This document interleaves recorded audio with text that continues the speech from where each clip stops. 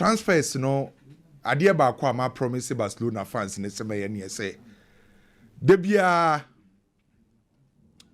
metimi the updates no e dey about Nico Williams kakra benura mentimi am bentie ne ma men sha asem fanfuro na menfa Nico Williams update kakra eso so mfambra na Ken Nico Williams latest e wo ho ne ye say afedie team e friend say Bilbao omenya confirmation no.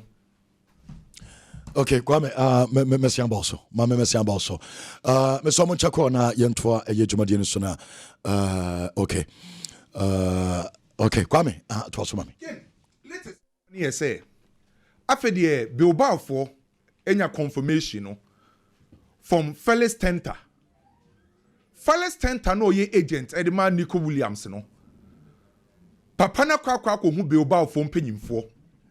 Na okohu omo no odi ato manim se afedie abrante e friend se Nico Williams ese on be control mo se bobuku no on pese new season obeto aso na ni nyina no mbusa nse team be na Nico Williams ese opese okobo eno de ye se Nico Williams agent Felix Tenta an kan kire Bilbao fo no by the Nico Williams agent aka kire Bilbao fo enen ye se boy ne se afedie next season no on pese obesi akan ebiem ediama Barcelona for no na omom ye close to Nico Williams anom ni Nico Williams edi nkomo ana nkomo na ba beto abonten anom busa Nico Williams say Sanchez kapa na nka opede are na wontina Bilbao na wonko Bayern.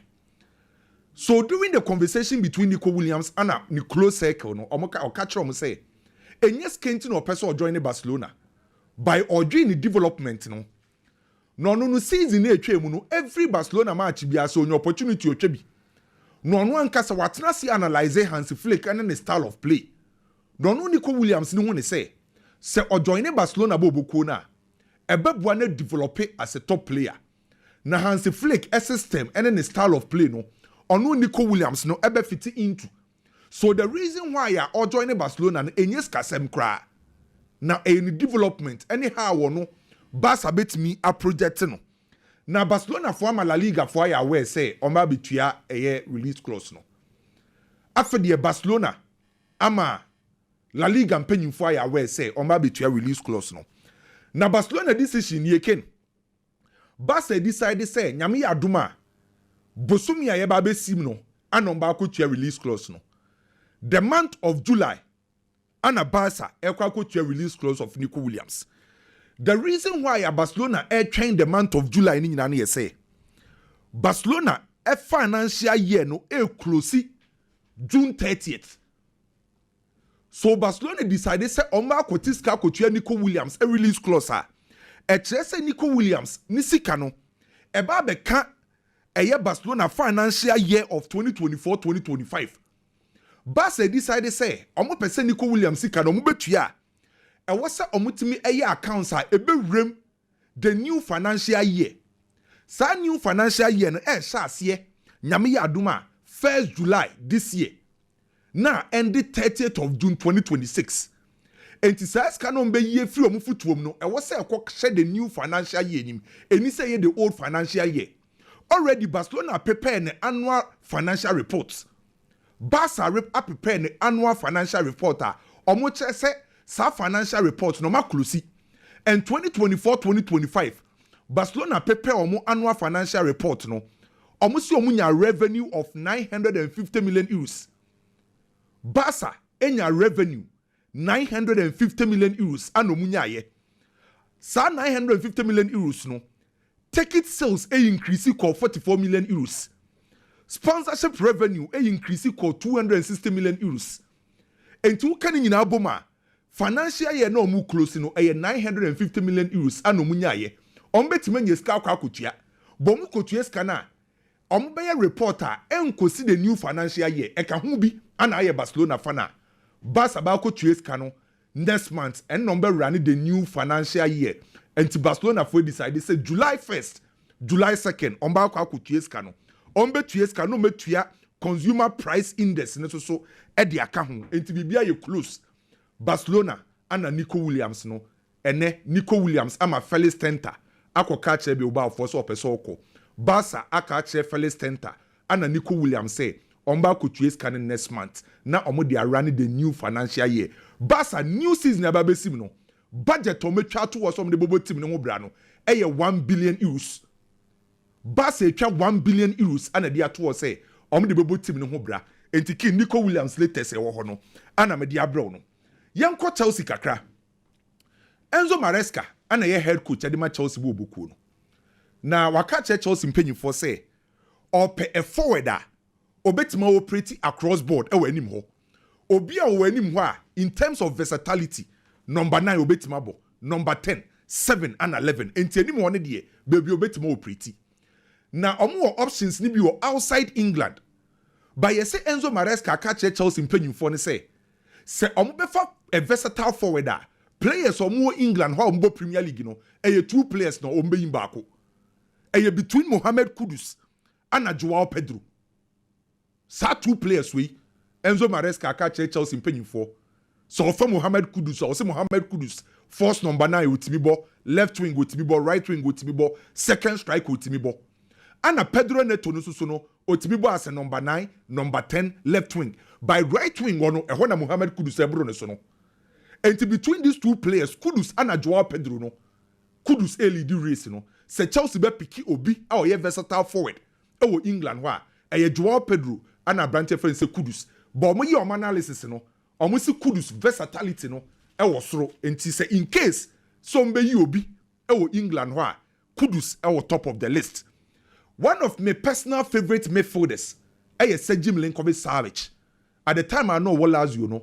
Me kaye pa say Milinkovic-Savic, Luis Alberto, ana Lucas Leiva. No mu ye adwuma pa yi. Ana Saudi for no Hilal for no de 40 million euros eba Lazio ana Claudio Lotito je. Kemeno ka say Sergio Milinkovic-Savic still na no performing at the highest level e was Saudi. Fenerbahce for no e show interest kese wo ma. Oma try say omo ne Sergio Milinkovic-Savic representatives ebedi nkomo. So on person return saba Europe. Next season no on person mutim ne yetek. No metimi a compete at the highest level. So one midfielder Jose Mourinho so openo e Sergio Milinkovic-Savic I will see a kind of Hilal. Hilal e bad din so mbejanimu by Jose say ope Sergio Milinkovic-Savic.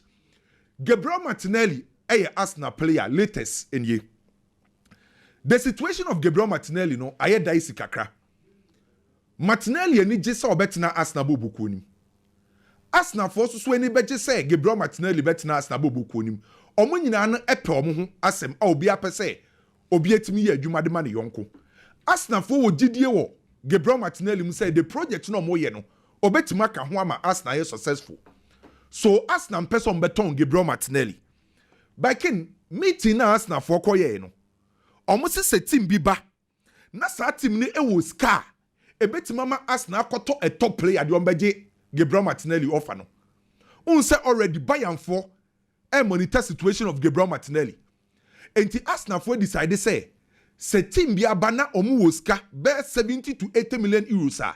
Says can betima mama conform top target Rodrigo free Real Madrid diaba.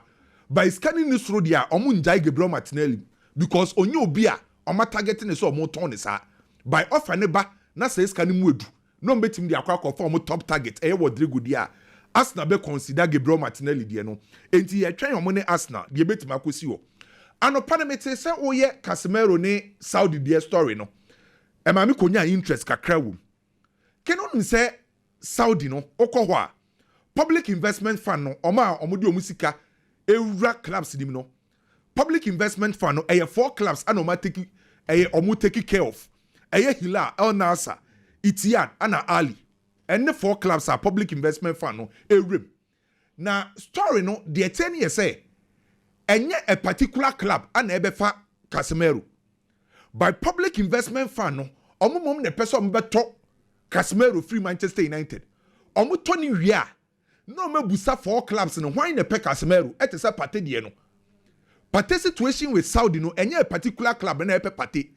By a abina nkasa ne person beto no. No mo di amasa clubs no why ne pe no. The same thing applies to Casemiro. Enti abino public investment fund ne person beto Abrante ni free Manchester. no mabusa 4 clubs ne say why and the power brand friend say Casemiro no and the last time be break story dem I say Casemiro ni free Manchester United Winfred indeed and Manchester United for be say umbetime nya no as replacement Konate center back e de ma Liverpool boboku no enu audi bebrebe tu jasa brand and still na no accept bid no so be renew kenu nim say story bi na mabonten say Real Madrid for na hyehyɛ ase say men renew ye do be ba no aba free abegi signing no bonus ken ena wie say yes enya Real Madrid na hyehyɛ ase o na Luis Campos a ono ne ye football advisor edema PhD no ono na eda da brand no enti say de dan kofo tirim say asa Real Madrid for na pese boy no renew no say ye PhD for na hyehyɛ ase enti PhD for na catch brand ne say o de e ma ne renew no be jiska puduo no no nkwan fanhye ne ho no be si akan wo Paris fama PhD Real Madrid for e wo interest wom benyo mo na hyehyɛ ase report ne kire say e ye PhD for na Yildiz akraketo na say or perform very well with Juventus no teams naba Arsenal e wo ho Chelsea wo ho Juventus for say Yildiz no take ni akra no o de 100 million euros back from Monton no 100 million euros o de back from Monton no Chelsea show interest Arsenal show interest na Rodrigo de Paul ni situation no Atletico Madrid for so beton na de woman ye say AC Milan for so de omho agim enye Galatasaray nkwa na pe Rodrigo de Paul AC Milan for so say omo pa brantie no na mfimfin ho no Tiani Reinders mo me free ho no mbe shem no mbe replace Manchester United and Manchester City player back ho na player Manchester United ni City pre hu ni nyina no eye goalkeeper Diogo Costa a wo see akandema FC Porto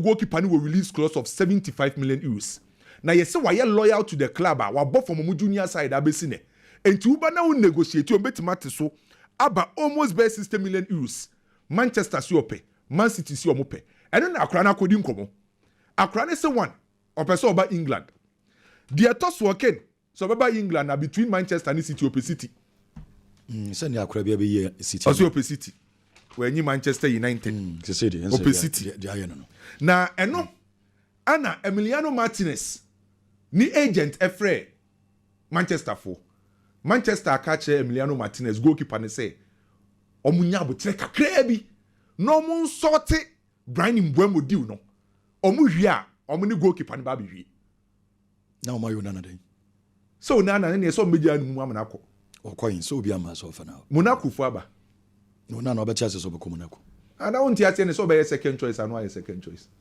okay enti Emiliano Martinez agent no Manchester United for say omu ntwen kakra bi na eno no nso so aka che Manchester for ne say se omu cha so a omu wo option fufuro well Emi Martinez there others say we ya de no to koto am na hey Debbie me pa cho Mr. Onidi mu a Argentina for you know ordinary this is afibia nso na nya best goalkeeper we ase na say country na okodi ye no or the national team na je or the national team na on the best onye the best oyade okay oyade but levels ho kutu amugina different level kra do un say we nya advantage and it is not as if say he's not taking advantage of whatever situation or the Argentina national team most of the trophies Omaje he's played key role so massive respect to him on one case when we say national team no we achieve this so achieve aka the next level club football I was so they can when no Aston Villa go ball Champions League so he want to play at the big level one say Emiliano Martinez ideally ko bo big club and Canadian be ko soro pa o ba say obi ati ni din a ye tene say oya de ni aketwe mu keke because what he has achieved with the national team if Senka Obot team to say Chelsea Liverpool Manchester United Kadini be ko soro bebre we saw ya de change Chelsea keepers and I make us say with the same performance or than they do Aston Villa no if he's giving the same performance to Chelsea can Edini be ko soro bebre because in any case Robert Sanchez Philip Joggins and Mono Nam Chelsea they are not better goalkeeper than this guy Onana onye better goalkeeper chain Emiliano Martinez most of the teams you know and yes Miami team Manchester City say yes Pep Guardiola or Pep goalkeeper the ball to for more or be pre e ba say enchi bola Emi is a better goalkeeper Me patch what you say. In Tennessee, I agree. Say goalkeeper ni die. Or yeah, the chen goalkeepers ni bebre. Okay. Asamu. Na men to amen some no so na. Okay. Men fa bi so nka ho fam bra. Ken the tie say some of the stories be ho and the clubs ni bi omo ya de bi sometimes I don't get it. Arsenal could see Martinelli 80 million. But the same Arsenal say Rodrigo Goes a Madrid football 90 million and the body. Yes. Some of the deals sometimes it's funny. Arsenal say, oh, Emi, we don't Gabriel Martinelli, we don't want to sell him. But if a club wants him, you bet 80 million. But the same way, Real Madrid for 90 million for Rodrigo Goes. I was on the body. Rodrigo Goes is a better player than Gabriel Martinelli. He's been and played at the highest level in the Champions League than Martinelli. Oh, you're way better. Into the valuation, in case I say Gabriel, you bear 40 million euros. Me, share Arsenal. I was a supporter, no. They need to start putting pressure on their people. Liverpool at J-League. Wakoto Milos Kekes send a left back on Robert Sanchez Robertson ye Chimicas ye Wakoto Milos Kekes abesha ho. Trent Alexander-Arnold ko wafre Jeremy Frimpong abesha ho. Wakoto flowing vet say Sahana Maten na shobo slide on opedie nemum sometimes the opponents go go ekyire a ohia a technician into Wakoto 130 million euros wakofa player for abesha flowing vet di abesha ho. Also say wa pause. So on your opportunity be one about could be more of a try. They upgrade. Look at what Manchester City is doing. Into Arsenal, I would say cannot toss me answer. Cause by this time, we no bonko when say, oh, Arsenal are cut back who are Tommy, you know, they are searching for the third player. Then you see, say the team is getting serious. It is not as if say Arsenal markets no one exclusive right to player na Arsenal, and the other teams also interested in him. So what is going on? Here, Manchester United, Casemiro. Can me feel say last year they wanted to get rid of him. Casemiro na so ordained na so uncle. Last year, Saudi for ne ban home pa. Sika Ojeno, he is very much comfortable. Outside Madrid, now Oje 9.2 million pounds the whole year. Oba. Manchester United, I didn't call 18 million pounds. Now what we are 350,000 pounds. I better account to me. I am very much comfortable. Until last year, they pushed him, he did no move. And you don't see any so we quack a Manuel Ugarte Babe Shana 9 until Ugarte you are prepared to say, on the hair for Casemiro. Nobody thought to say, ye season at Casemiro. Eba one of the key players at the Manchester United. You may be easy, no. Bruno Fernandes, Casemiro, Harry Maguire, Omomi and San, and then carry Manchester United. Say, Wababa a key player. But Ken, I can't 1 year on a contract. Manchester United cannot continue with Casemiro as a someone finding ways to get him out of the team. Me, let me say a bad thing because United do not know how to sell. Say young town United inside Anyadi. It is a medal sorry na me say Elna Safwa ba Casemiro ho a Ken good news. Let me tell you this, Ken. Let me create a scenario to you. Say Casemiro free Manchester United and now United is saving 18 million pounds. Onim say me a Manchester United what I would do, they say. Hey, indeed the crowd here. Master, say Jim Ratcliffe, mom body did cram that time on you, master. And yes, United need to get serious. Wouldn't him come here? We save 80 million pounds for Casemiro. Sa 80 million. Wouldn't him made the 80 million in the Bema Thomas Stay Party as the signing on fee. I'll get him on board. I think say Casemiro they will get the deal done. United should at least because he said Tommy would want to play Champions League, but something to entice him. They say it's the kind of the entice him to see. Again, say indeed, just give it a try. At least let your supporters know you are making at least baby. Then you break Thomas type at say possible. Just give it a try. Anyway, here Garnacho there. £70 million at the bracket. See, Yakasi will be £70 million. It is a player. Club no value, it's a valuable players, and a value at £70 million. What has happened between Manchester United, Ruben Amorim, and Garnacho? No, he does not deserve £70 million tag. No. And I dare ask to say, club will pay. Sporting director Ben Ekwako on the board of directors and him say, me come market me Paliandro Garnacho, me could £70 million. It will be difficult for you. See, maybe a Garnacho Ababe Juno. I think what Manchester United should start doing is say, wait, or you're young, 20 years. What on at a reasonable price. Now the sell on clause, because no club will pay cash down 70 million. It will not happen, and it does not happen. Nico Williams. Ken, baby, Nico Williams deal in it, a emotional game. Now follow. Nyama cost to be a will follow. Because any case, Brony had the release clause buying, and what the ensure they buy you. Brony said we don't want to have this kind of conversation, and a boy no, or more tata no, and a boy no. Just pay the release clause and go. In Gomoy, you bet in your cats and the shots. By Barcelona paying the release clause. But and now until Barcelona will be ready to pay the release clause, Atletico Bilbao will play on this boy's emotions. Yes, Evu Ebusia, Kai. Menye bonia yeni. Me family so no na save me. Hey, omuna haje no. Unu no. Ya mamu sika mo na mo highest paid players o. Isebi mu ye tuntumfo enso ye kromufo. Unai Simon or that goal at the Spanish national tomorrow. I am number one.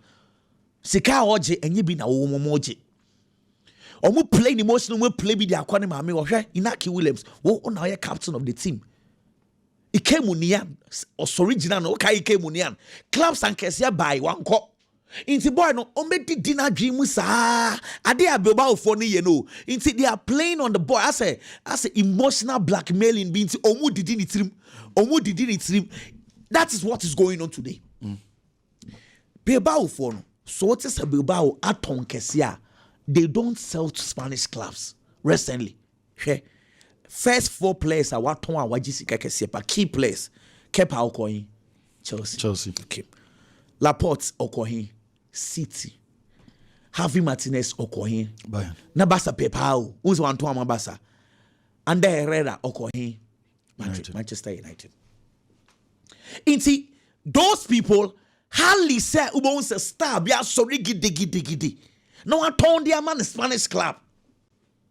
This guy is going to set a record because the last time and I talk Karanka, actually 97, 98. Recent times it does not happen.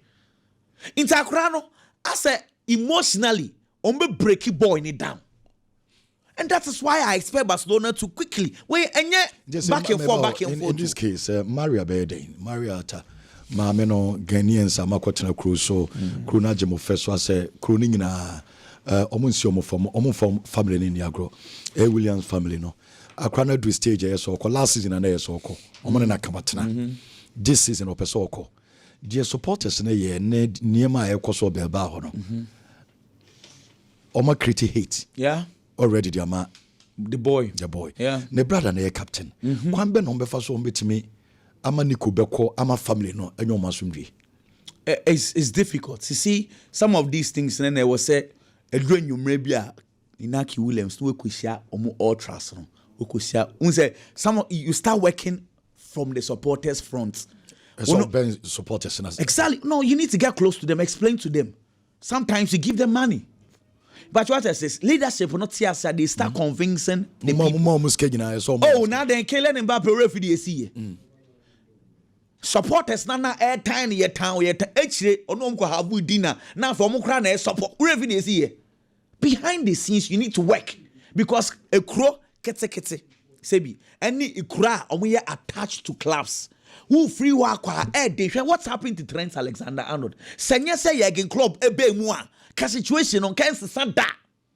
In the clubs are attached to cities, you know. Who free work or not supporters neka say yampenia. Sometimes you need to go behind the scenes. As a some no inaki, some pass about so obekwa. They need to start working behind the scenes, talking to those key guys. Ken, 1 minute. Well.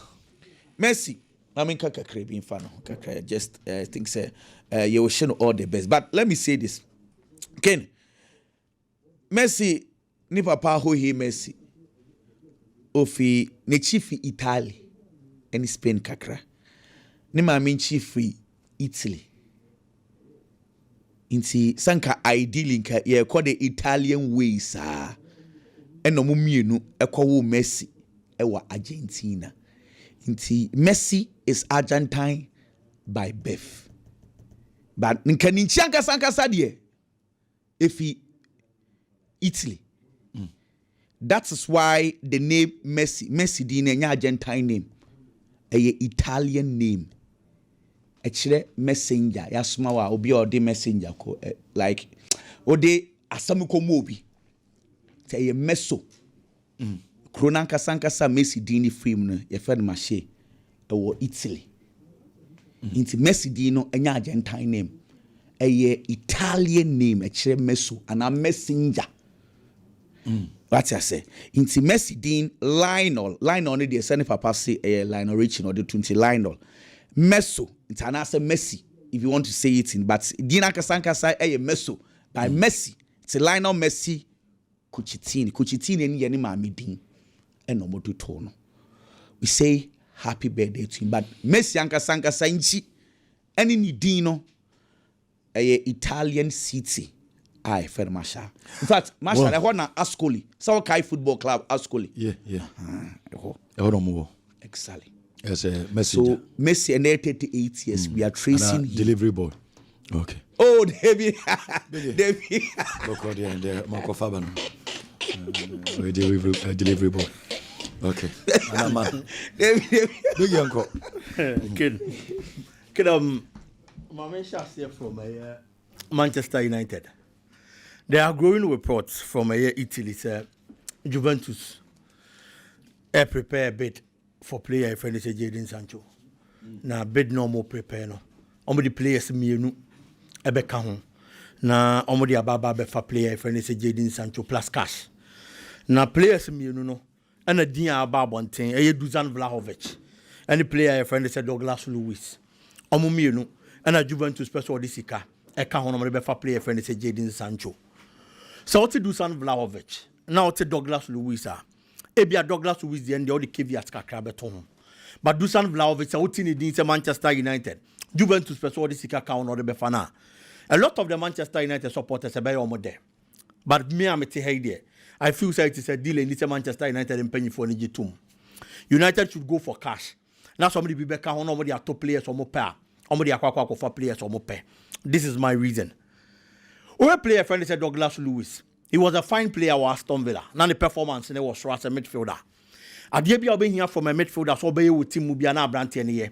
Defensively, offensively, he combined a lot of duties. Etunya such a player Obama a lot of stability. Any BBR in the middle of your pitch. But Manchester United baby Ojinano, if you say there are certain players in the squad, our performances and a typical example, Casemiro situation. Yababe season, he was one of the best. But at the start of the season, now per Manchester United midfielders, Albania GDN, Autoso or Mumua. Na Casemiro nkaho. It's Manchester United in penny for no. Omo take a decision on Manchester United no. Till now, they don't have that kind of trust. Player because omo feel said there was a player ni Biano. Why It is a Manchester United episode ja player friend say Casemiro kwanya. And yet Douglas Luiz was a Manchester Koko faneba. Because Douglas Luiz Juventus bobo ko ni man kasa no. Now onya games ni bi more. He hasn't been a regular. Me jitum say injuries kakra ha no. But when even he was fit, on your opportunity that will be more to satisfaction. And the Douglas Luiz and I nim English Premier League no. Performance and they perform because of injuries. And this is that Douglas Luiz game. Aside that on your young player, he's 27 years old. 27 years in your player, but me and your GDA wonimu. So be man time be another be sign long-term contract. No ababa be match ababa ye bibia ma. Debi. It's that deal Elisa Manchester United G2. Number 2, striker is Vlahovic. If you are looking at the numbers of the Ama Juventus, season here you and for the past 3 seasons are any bad. But only to the Manchester United strikers and one because of Vlahovic the end was show. It's the Manchester United has such a striker here. So Baby United team no more. But the kind of striker Manchester United here says here. Anybody United gina players or move here no.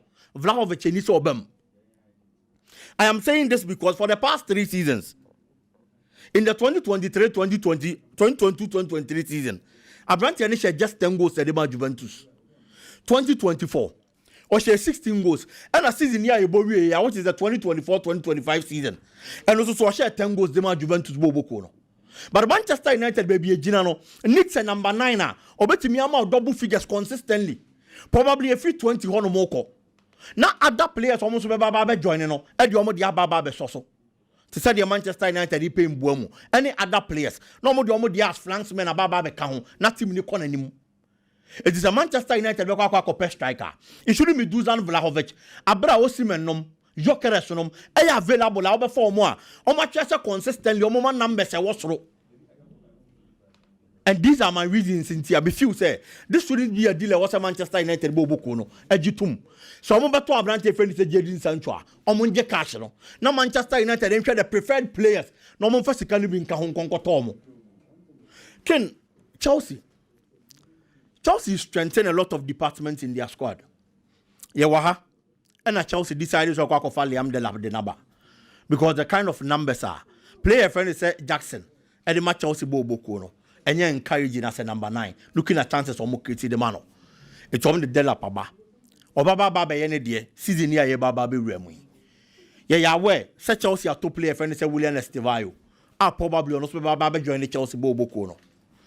Ye are aware, such Chelsea go through Dim Comosomo Jamie Gattens. About the left flank. No, so Baba be John was a kind of match Chelsea Bobo Kono. It's the department are season ye Bowie and Chelsea fall short no. Chelsea try as much as possible. Some will feel this out to Kuno and so one more team them a yepa. But there is one position I feel that Chelsea loses sight on. And I was at Chelsea again and then attention shall see a battle. Ken that is the central defense position. Chelsea's central defense position and why mon able. Season year you Bowie and Levi Cowell. Trevor Chalobah. These were the constant players and most of the games are no more bono. Omon and age now our central defenders at the match out. It was season anymore. And Ranty anymore hasn't been bad. But baby, a Chelsea person omokono. You are always going to need a commander or central defense or betting abua. Now organize the backline in the amount. Chelsea commander were actually honum. Rhys James. He is the captain of the side. But he's a player availability here, Hano. Aside and no. He plays far on the flank. It is so be Benjamin Finfi no be commanding Washington Quadano. Chelsea needs to add any be actually. But other top clubs no more Europe. A season I bochem. Any previous seasons, omo bomb more than power. Or Philip position be area actually honomo. Or make sure so be a commander be control backline in the amano. And yes, sir, they be a goalkeeper and be exposed. If you are talking about team friend say Paris Saint-Germain this year, there was one player who has been Marquinhos consistently or actually honom. And my team friend say Paris Saint-Germain organize controlling the backline the PSG Bobo Kono. Barcelona season I bochem win. One of the players in Barcelona team winning the Spanish La Liga was Inigo Martinez.